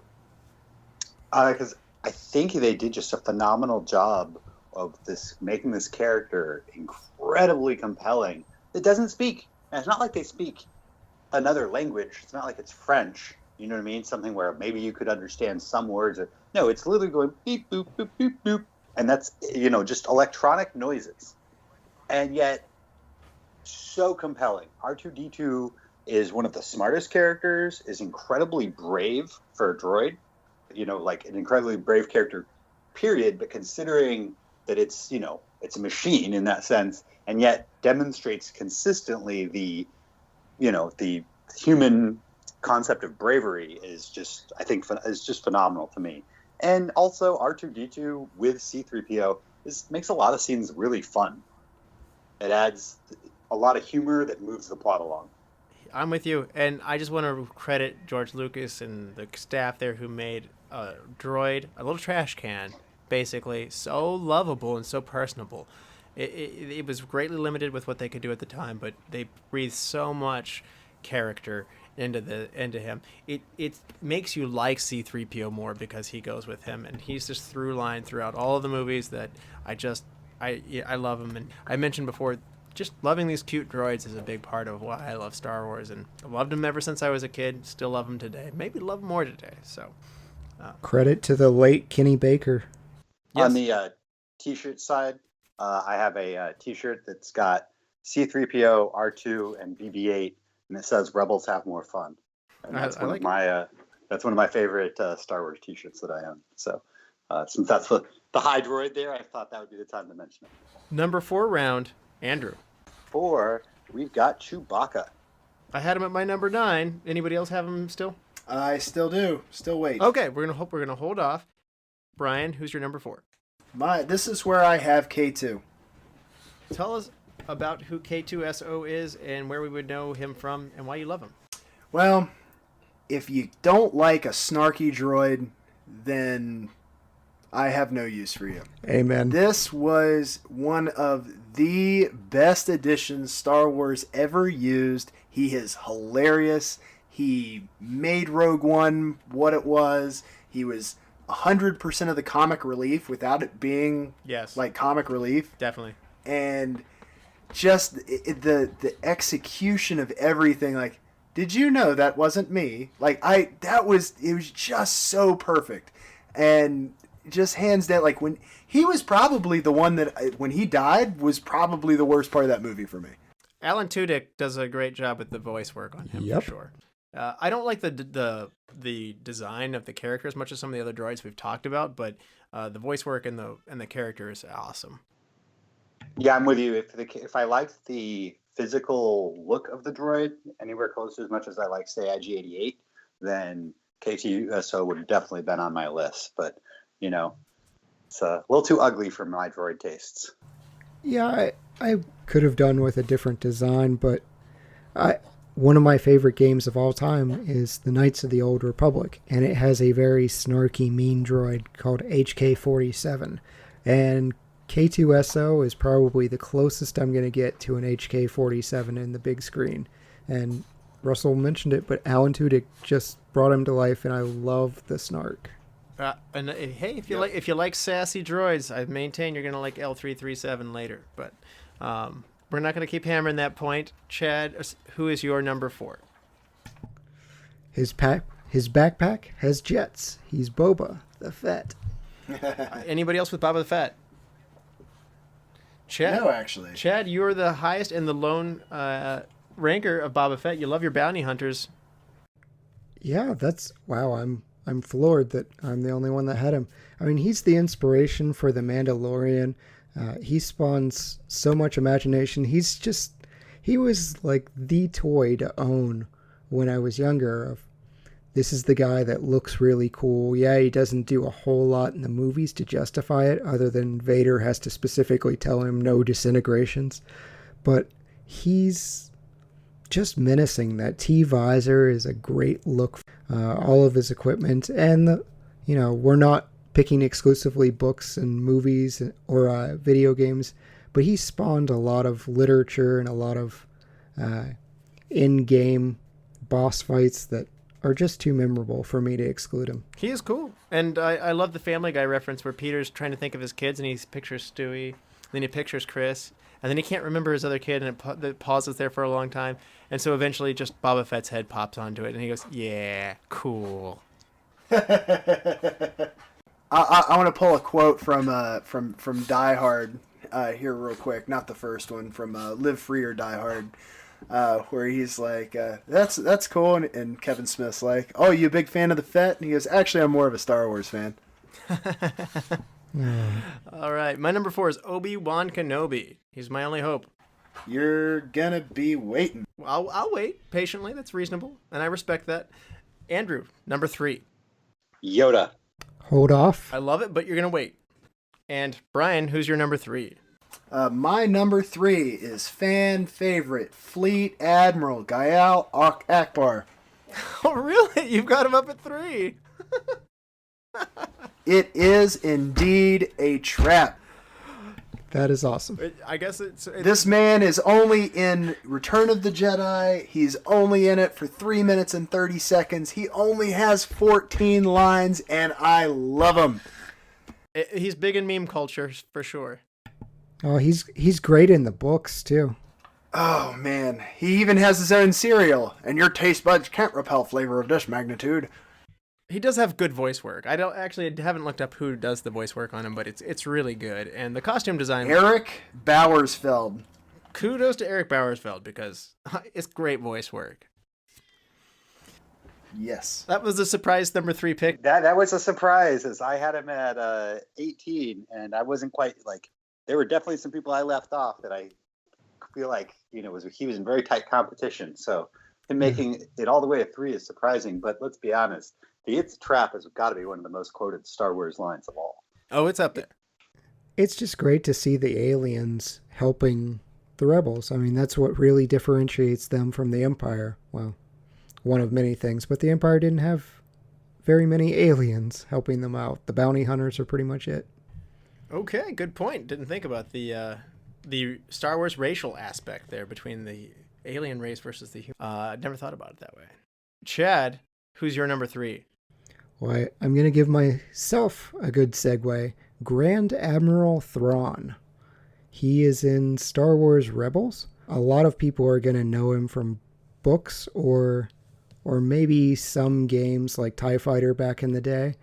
But Grand Admiral Thrawn is the only Imperial officer that is an alien. He's a Chiss, and he is the master strategist. He brings the rebellion to its knees with very limited resources. He is just a master of strategy and tactics, and they're coming out with new literature, and I can't wait to read it.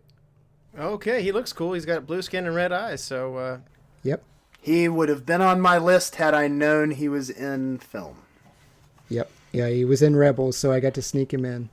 Apparently, what needs to happen is we can redo this with everybody watching Rebels and rewatching Clone Wars to make sure that we can. Oh, I think someone will probably have to watch Solo too. And we got another movie coming out here in a matter of days, so yeah, you're right. So my number 3 is going to be Princess Leia Organa. Solo. Princess Leia to me she's the ultimate strong character. She keeps everybody going. No matter how bad the situation is, she finds a way through. She's beautiful, she's smart, she's spunky, and nothing happens with the Rebel Alliance without her. She's the leader, and she's the one that keeps it all going, keeps the lights on. So she's fantastic. Just love Princess Leia. Andrew, you had her as well, right? I did, and Russ, I just want you to know that none of us believe a word of what you said. We all know that the gold bikini is the real reason you have her that high. I thought she was beautiful. Yeah, well, yeah, you talked about her personality a whole lot more than what she was wearing in the slave outfit with Jabba the Hutt, right? And let's be honest, for literally 2 generations, or for like 20 years, that is considered one of the things for guys and during puberty. So, let's gotta give the woman credit where it's due. She was super hot in that. For sure. Anybody else with Leia? Yeah, she was on my list as well. To your point, I love that she takes charge of her own rescue, both in A New Hope and in Return of the Jedi. She's the one that winds up taking advantage and strangling Jabba the Hutt to death. Even when she gets captured, she's not helpless. She's got a great dynamic with everyone. So I love her as the seminal, strong female lead. Great choice. And Andrew, number 2 for you. My number 2 is Darth Vader. Hold off. Okay. Bryan, number 2. Obi-Wan Kenobi. Preferably McGregor. Yes. I think you have Obi-Wan the highest. Tell us why you love Obi-Wan. Obi-Wan Because he has the high Kenobi ground. Is... yeah. I actually saw a really funny meme from the Christopher Robin movie where it had Winnie the Pooh standing on the countertop, and it says, "It's over, Christopher Robin. I have the high ground." And I was like, that's amazing. No, I Obi-Wan Kenobi is, obviously he's number 2 on my list. He is one of my favorite characters in Star Wars because he's just so subtle. Like, it's, he's great he's just not cocky. He was a perfect apprentice for Qui-Gon Jinn because he really got to learn so much from Qui-Gon, but then put so much of his own character into, himself in the way that he handles Anakin, in the fact that he doesn't boast. He really allows Anakin's arrogance to beat him. And I don't know, he's such a compelling character that I feel like is very underrated. Andrew, you had Obi-Wan as well, right? I did. I think he's pretty excellent in his fight against General Grievous. And I particularly like the book version of how they kind of talk about discussing that. If I remember correctly, that it's because General Kenobi's fighting style is one that is very even-handed, as that they think that will actually be the best match for Grievous because Grievous has already killed more than one Jedi at this point. And I think that's a real attribute to what Obi-Wan's character is that as a Jedi, he doesn't have this one thing where you're like, oh, he is like that seems super badass. He's just consistently strong all around. Like the Scottie Pippen of the Jedi world. Yeah, he's considered one of the best lightsaber duelists of all time. He's got that defensive style that he essentially waits for you to make a mistake and then capitalizes on it, and you're done. Well, we'll say he's the Iceman. There you go. Yeah. I had Obi-Wan at number 4, and to your guys' point, he is just one of these guys who gets things done. He finds out where the clones are being kept. He's the one who goes down to lower the tractor beams and the force fields and the Death Star. He is the one who mentors Luke, and he's the one who explains to us what the Force is. That's a magical moment in movies. And also, he defeats Darth Maul. He defeats General Grievous. He protects Luke and Mos Eisley Katina from cutting somebody's hand off. He's using the mind control Jedi tricks with effect. Some people try and use them; they don't always go so well. And That's a name I've not heard since I chopped your father's arms and legs off and left him to die in a volcano. yeah, as I say, and he defeats Anakin. He defeats Anakin as well. So I mean, he's got a pretty stellar record here. And when he loses to Darth Vader, he kind of lets it happen. Yeah, the biggest thing is though that he should have, if he and Yoda stay together and take out Palpatine. Seems to me that's a smarter maneuver than the way they did things. I agree. Well, there's one more movie to maybe explain this, so we'll find out more later, maybe. Number 2, Chad. Yoda. All right, hold off on that. Very good. My number 2 is Yoda.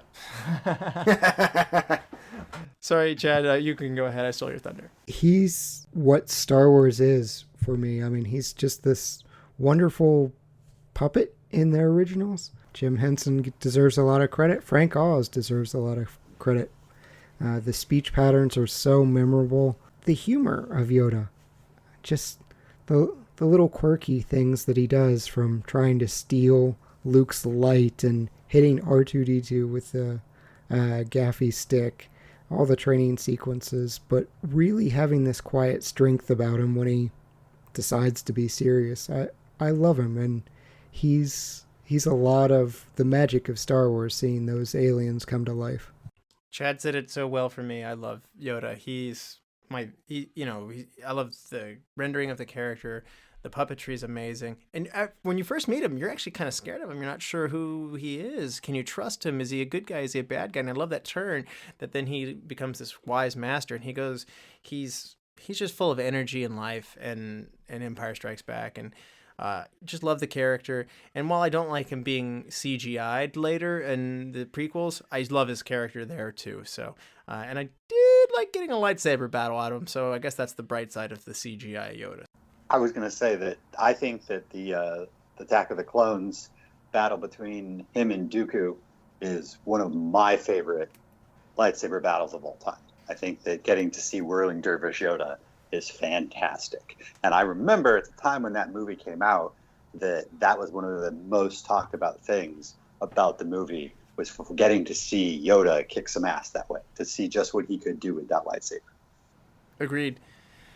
Yoda's amazing. And this is going to kick off the number 1 round. Andrew, who is your number 1 character? He's stroking his own Wookiee, Han Solo. Grrr. All right, that's the appropriate place to have Han Solo. That will be my number 1 character as well. Chad, where'd you have him again? 16. Thanks for reminding the listeners of that. Andrew, do you want to tell us why you have Han Solo as your number 1 character? First off, he is the epitome of cool. He, and I think we're all agreed that Han shot first. Yeah. Absolutely. That he doesn't care about the normal conventions, and he just has such an aura of coolness about him that's so much fun to watch.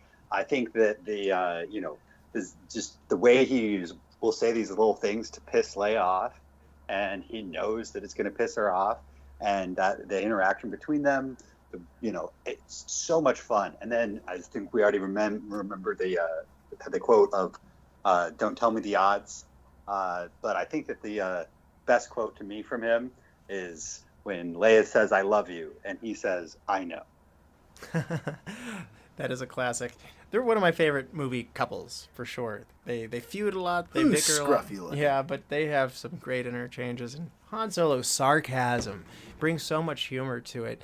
And, you don't have any faith in him, but the way he comes through at the end of A New Hope is just such a great moment. And when the chips are down, you could still count on him. And so I love Han Solo. I like the fact that he gets in over his head. I like the fact that he tries to talk his way out of stuff and it never goes smoothly, and nothing ever goes as planned with Han. But at the end of the day, it all turns out okay, and he acts so cool about it. Like, told you I had it. I just love that character. Like, that's That's such a typical male way to be, and he's that on steroids. Yeah. Yeah, he's a great character. I love him. And then I think we also need to give a little approval to his piloting skills. Yeah, he actually backs up his talk. Yeah, because it's not just that he is handy with a blaster, that he knows how to gamble and do other things of that nature. He's also, on top of that, one of the best pilots in the entire galaxy. Yes. Brian, you had Han as well, right? Yeah, I had him at number 11, and that's really no disrespect or anything. I love the scoundrels of Star Wars. They're my favorite breed, if you will, as well as the pilots. So he's definitely up there. It's a legendary character. Great job, kid. Don't get cocky. Brian, who's your number one? Han Solo's other half. My number one is Chewbacca. Oh, you've made my daughter so happy. She carries a Chewie doll around with her. It is adorable. Chad's daughter carries this little Chewie around like a teddy bear, and that's good parenting. Chewbacca ended my love of reading Star Wars books because they very unceremoniously dropped a moon on his ass, and I literally just put the book down and I was like, well, that's that. If you've got to kill him, that's a pretty wicked way to go out. Have an entire moon dropped on you. I was just incensed by the whole thing. Like, I was just like, you can't come up with this new big bad guy and in book one just kill Chewbacca. And I was ticked, and I didn't read any more of the Jedi Order books after that. And to this day, I have only read or reread Star Wars books that came out before that series. Alright. Did you like new Chewbacca that's in the newer movies as well as in Solo? Yeah. I mean, it's fine. Okay, so you're still happy. Yeah. I have no problem with where they've gone. R.A. Salvatore is on Frye's list. I had Chewbacca at 4, and he's one of my favorite characters, obviously pairing with Han Solo. And in terms of the Star Wars T-shirts, I've got one that it's Chewie with C-3PO on his back, and it says, "I've got your back." And it's a number of times in which I'll be out at like a shopping mall or something, and people like somebody will be like, "Nice shirt," or be like, "I've got your back," or something about, just yell something out. I'm like, have to remember what I'm wearing and look down at my shirt. So, just alone for the Star Wars T-shirt memes, Chewie's fantastic. Chewie adds a lot of good comedic relief through it as well. His extreme emotions, whether it be choking Lando to where he can't speak, or getting frustrated with C-3PO, or just bickering with Han. These are moments that just really make the ride of Star Wars so much more joyous.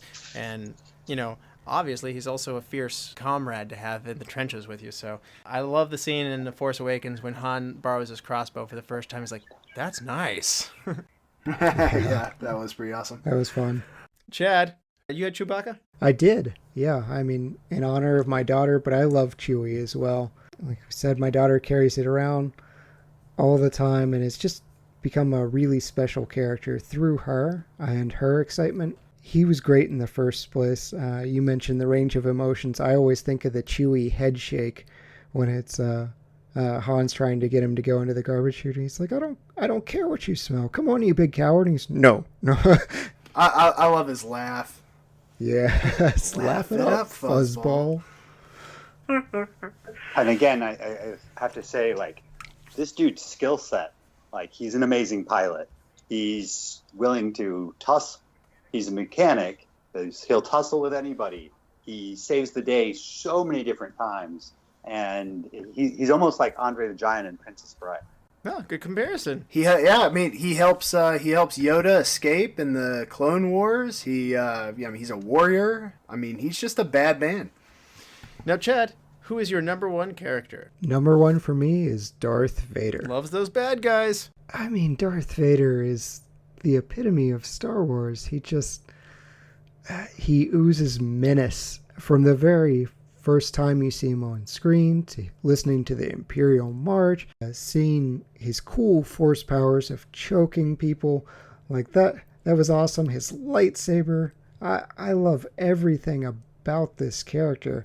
And let's face it, he has the single best moment out of any Star Wars movie ever with the end of Rogue One. I mean, there is no moment to me that stands out more than just him going through wave after wave and seeing the rebel troops freak out and try and escape, and he's throwing them against the ceiling and batting them away like they're nothing. I love him. Tour de force for sure. Andrew, you had Darth Vader where? Number 2. Number 2. So right now, I have a about like 3.5 foot tall Darth Vader in my on my desk in my office, and I got it at a garage sale, and he's missing a hand.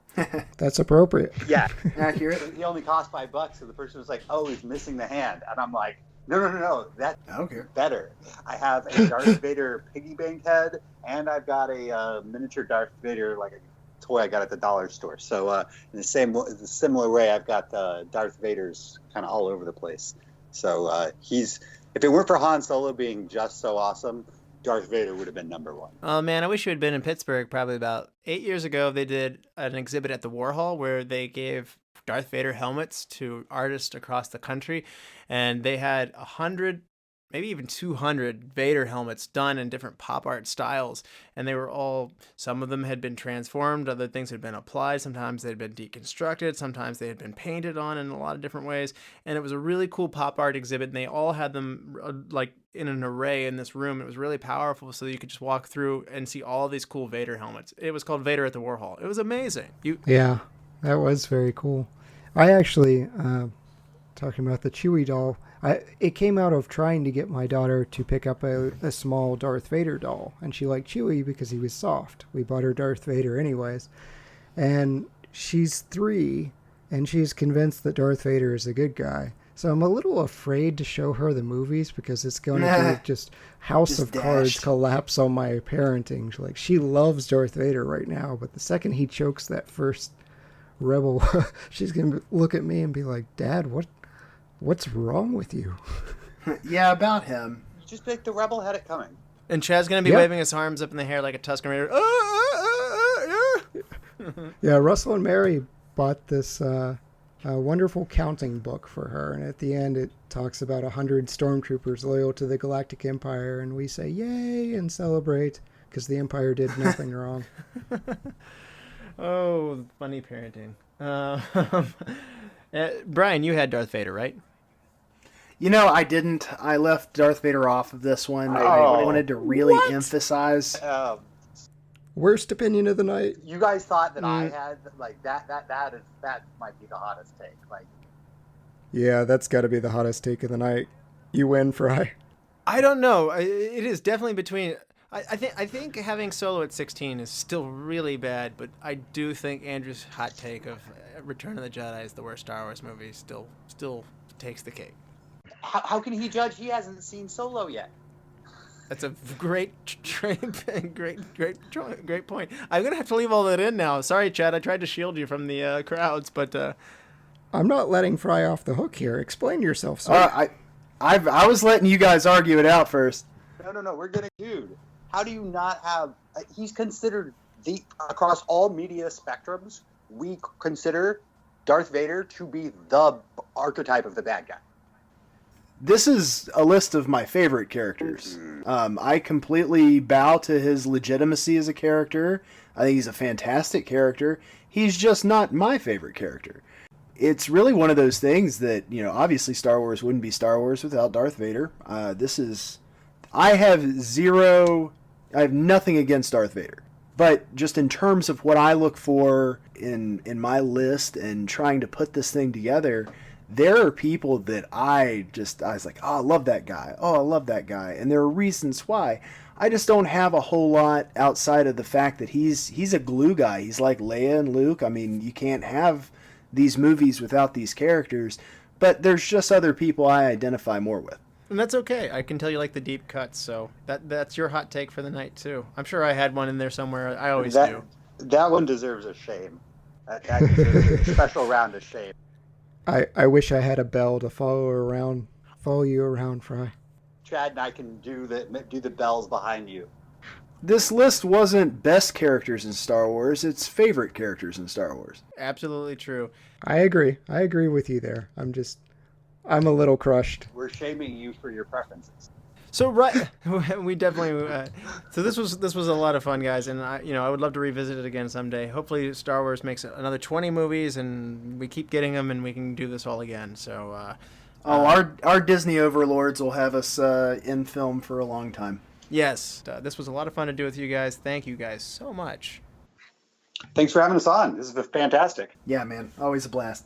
And go see The Rise of Skywalker. Let us know how you like it. Don't spoil anything on the Facebook page. But who is your favorite Star Wars character? We want to hear from you guys. Write to the page. Who had the hotter take? Was it the fact that Bryan didn't have Darth Vader? Was it the fact that Andrew said Return of the Jedi is the worst movie? Or is it the fact that Chad has Han Solo at 16? Or that Chad has refused to see Solo still. That is actually, sorry, that's even hotter. Yeah, that's yeah. So. No, Chad gets 2 nominations. That's That's true. fine. That's true. That's fine. Bring it on. Tell Chad why he should see that movie as well. So thank you all the Lords, Ladies, and Knights of the Retro Movie Roundtable. Thank you for listening. You can reach out to us on Facebook by giving us a like. You can follow us at movie_retro on Twitter. You can write to us on retromovieroundtable@yahoo.com. As always, thank you for listening. Be good to each other and watch more movies. Bryan? Come on. That's a bunch of horse. Lando Calrissian was a black guy, He got to fly the Millennium Falcon. What's the matter with you? Can't finish that one. May the Force be with you.